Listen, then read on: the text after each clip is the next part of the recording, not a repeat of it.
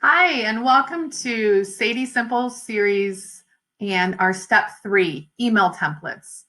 This is one of the parts of my business when I was able to put this system and these processes in place. It made things so much simpler when I was a single agent working alone. And then as I continued to grow my team and add an admin and additional agents.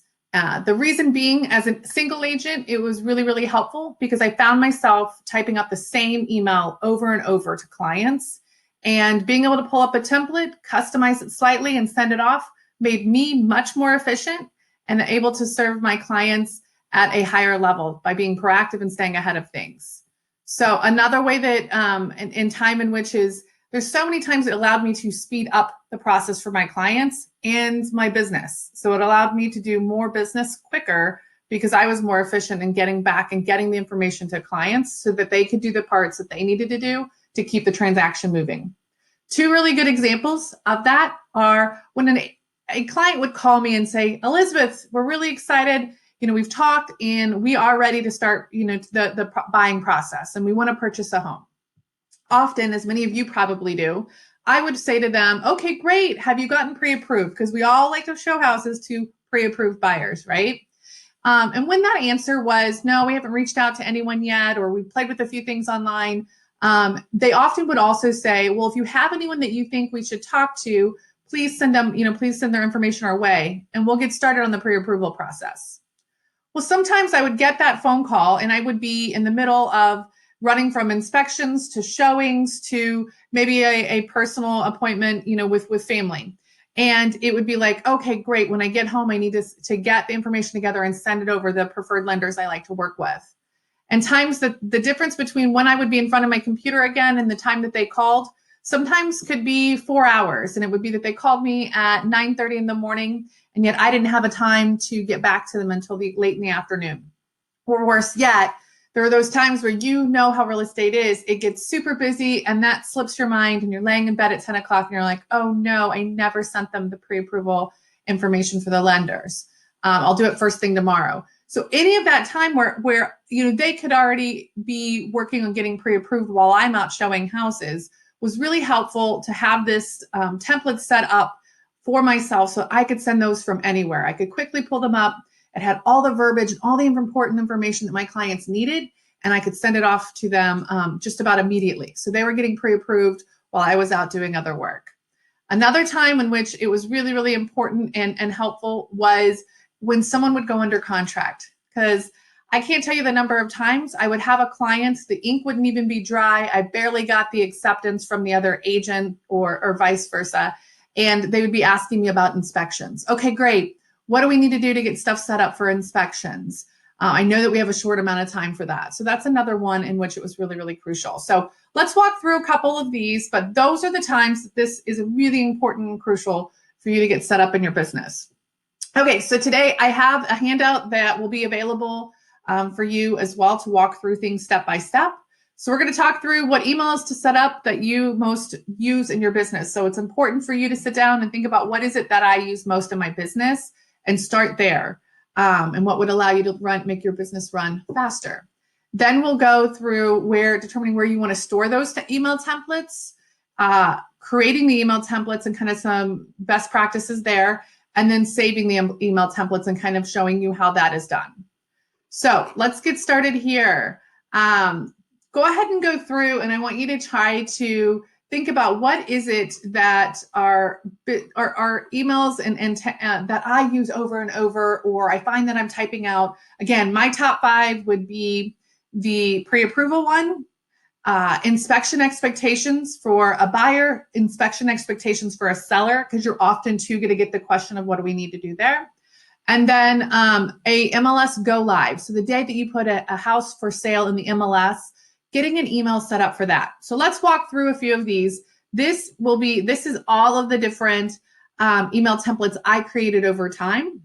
And again, I started simple and then I added to them over time. And some of these were ones that I added to over time because as I hired an admin, I wanted to make sure that that message that was going out, especially if they were new in the business and maybe didn't completely understand how real estate worked, was something that I wanted to make sure was covering all the bases and was messaged in a way that look professional and cohesive with the SADY brand. So let's get started and let's look at that lenders for pre-approval. So the lenders for pre-approval email is one in which I just would have the name of a few lenders in here. And this is one, what I mean by customize, and all of the email templates, you're going to see anything in red was a signal to myself and a trigger for myself or my admin to go in and customize it. So they're going to insert the client's name here. Another thing we might do is if there's a lender that might be one that would appeal better to a certain client, I might change up the rotation on where and what agent what lender is in what position. Same thing with inspectors. But then I'm able to just go off and insert their information, put a title subject in it, and send it off to the buyer. The other one that I have here is inspection expectations for a buyer. And this is the other one that I really thought was crucial for you guys to put together today and get ready for your business, because when you use it, you're going to be so very grateful. In this one, we're going to customize it again with their names. And then it's really important, I always felt, to communicate that inspection period. So I have in here, since that is a negotiated term, and although standard is 10 days, I have in here for you to specify exactly how many days. And then I often would kind of customize this sentence here to say, since everyone is signing the paperwork today, or more than likely to sign the paperwork today, or if they do, our effective date will be, the 4th of August. And then I would count out what those, the last day that inspection period is, and then fill that out here for them. I can tell you that was one of the best things to calm clients' concerns, because they always knew from the get-go when that last day 10 was. In addition here, I'm walking through some of the general information that you'd like to share with your clients about what inspections to consider. And then we have a list of preferred inspectors. So they can go ahead and get on and start the process of setting up an inspection. And again, the quicker I could get this information to my clients, the faster they got those inspections set up, and the faster we got through the inspection period and on to the next step. I don't know about you, but I don't really care to spend a whole lot more time than I need to in the inspection period. All right, so real quick here on the seller side, that template was a little bit different, where it walked through having them prepare their house for inspection, making sure that the inspector will have access to attic space, that the electrical box, and just setting up a little bit of expectations of what they might need to do. Because I think often sellers kind of don't understand what they need to do to get ready, believe it or not, for an inspection. In this also, it talks about removing pets, which is always one of those things, the times that I forgot to mention that, and a dog was barking the entire time an inspection was going on, I would like face plant on that, like, oops. So I have that in here with red to note that if they don't have pets, then I need to remove that paragraph. And then finally on the inspection as well, I have what the next steps are possible that might be coming, so that the buyer has the ability to accept the property as is, that they can cancel the contract, or that they can renegotiate repairs. So this, again, as soon as a contract is signed, I'm sending it over to the sellers, giving them the effective date and when the end of that 10-day inspection period is, and then also setting expectations that, hey, we can get excited, but it's not time to really celebrate yet because we're not through inspections. All right, a couple more, and then I can, by all means, if there's any on this list that you'd like me to share, I'd be happy to send you the versions I have of those as well. So this one was for the appraiser. Commonly asked questions that were always good to get ahead of with a seller were just, who picks the appraiser? Do we get to know what the value is? Those kinds of things. And again, takes me 2 seconds to pull it up, customize it, and send it off. And then as you're bringing on a new admin, it allows you to make sure that they're sending the clear message and makes it super easy for them to know in your standard operating procedures, pull up the appraisal email template and send that to the client. And everything's kind of there prompted for them to change. All right, guys, I think we've got kind of a good feel for what those email templates look like and how to set those up. And again, it's always great to put a little bit of your personality in there. Another one I think would be maybe the closing day. That's one that's probably underutilized, where a number of times that I would pull up and be typing out the address of my title company and then saying, oh yes, and you can park in the back. It was so nice to have, even though it's simple, a little template that I just pulled up and sent it off. All right, So now we have, how do we go about, when we talked about how we create those with the red to notate that you need to make a change. And so let's talk a little bit about how do we go about saving an email template. So for example, you will open up, and let's start with Outlook. So I've used Outlook for years. And if you want to open up Outlook, you're going to create your email template, including a subject if you'd like. And then in there, you will come up here and you're going to select File, Save As. When that brings up, this is super important, so I'm going to say it twice. You're going to want to change your Save As type. I know it looks like it's grayed out here, but you want to change that Save As type to be Outlook template, so to be outlook.oft file. If you don't do this first, you're going to come through here and you're going to locate the file folder that you want to save it in. And then if you go change the type, save type at that point, it's going to kick you back to the very beginning and you got to drill down in through your folders again. So change your save as type first. Said it 3 times. All right, so templates and tools. This is that email templates folder that we created the other day. And then you can just save that here.